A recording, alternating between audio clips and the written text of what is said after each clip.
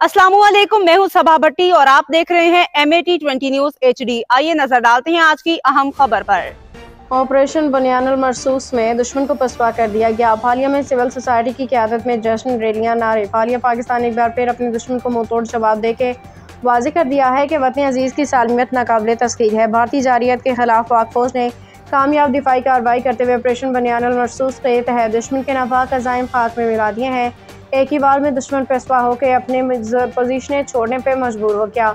इस कामयाब दिफाई कार्रवाई पे मुल्क भर की तरह फालिया शहर में भी खुशी की लहर दौड़ गई। सिविल सोसाइटी की क़यादत में जश्न फतह की तकरीबात, रैलियों का इनेकाद किया गया। शहरियों ने कौमी परचम उठाया। पाक फौज जिंदाबाद, ऑपरेशन बुनियानुल मरसूस पाइंदाबाद के तलक शिगाफ नारे लगाए गए। मुख्तलिफ मकामात पर मिठाइयाँ तकसीम। सिविल सोसाइटी के रहनुमाओं का कहना था कि ऑपरेशन बुनियानुल मरसूस न सिर्फ अस्करी कामयाबी है बल्कि पूरी कौम की इस्तेकामत और इत्तेहाद की अलामत है। दुश्मन जानने की ये कौम अपने मुहावजों के साथ ही सप्लाई दीवार की मानंद खड़ी है।